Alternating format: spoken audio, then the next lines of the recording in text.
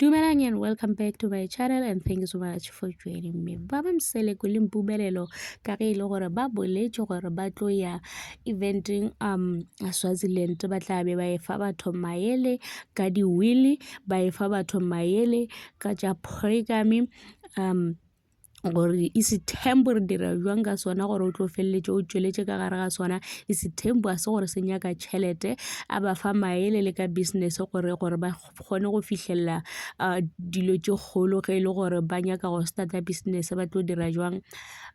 gomme mahlo ka mokana be a lebeletše ba ba Mseleku a ke tsebe gore ge ba mo lebeletše be ba kgahla ko gore ka mokgwa a bolelang ka gona di-business ideas tša gago be di kgahliša mohlomongwe le ka mokgwa e leng gore o di tshwere ka gona o bogega ka gona goba ke ka lebaka la gore ba nagana gore o tla re ga sepele kwa ba e le gore o tšea mmamncane gomme o nyaka mosadi ya mafelelo wa Swaziland wa mo tšea o mo iša kae KZN mahlo a be a mo lebeletše yei be ile ya banna ba bantši ba e leng gore ba mo lebeletše mara le mosadi šo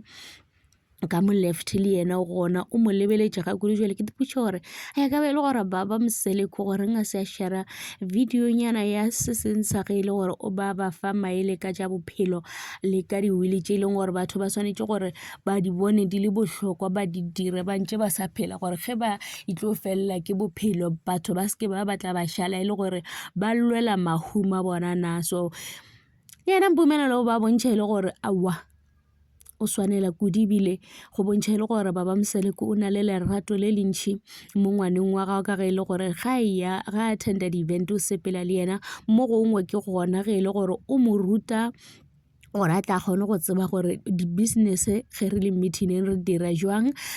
gore a bone practically gore go sasa a skebe a tla a go tšea le gore wa šalla ka ge e le gore Mpumelelo le yena o na le di-business tša gagwe tše e leng gore o a dirana gomme o nyaka gore ge a tšweleletše le yena a se ka tla e hwetša e le gore o šalela morago ka ge e le gore o nyaka o bona e le gore o swana le papa gagwe ka dilo tše dintšhi tše e leng gore o di achievile gomme gannyane Mpumelelo le yena re a mmona gore wa leka go ka dira go ka te godišetša di-business tša gago gore a tla feletše e le gore o tšwelela mara ge le taba tša dipapadi tša mandombazane ai tšeo tšona ke bone e le gore o tlo ema le kgono ka tšona Mpumelelo ka ge e le gore tša di-postang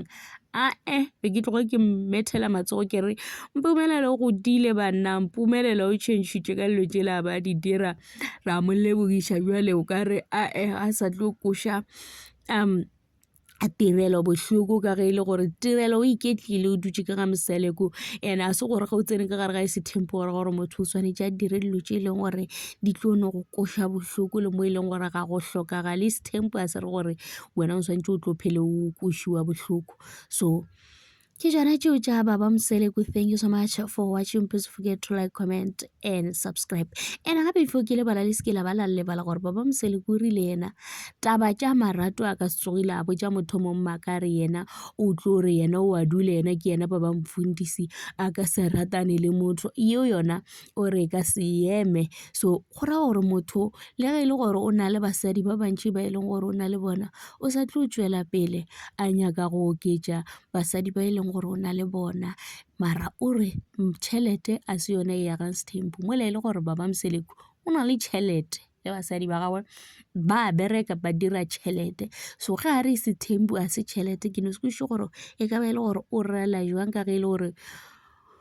o fa basadi bao o ba support-a ka eng basadi bao le bana ba e leng gore o tlabe e le gore o nne le bona ge nke ba bolela gore o ka no thoma sethembu se ne tšhelete mara o ikemišeditše ebile o na le bohlale jwa gore o ka dira tšhelete jwang e be ke itlo mo kwešiša.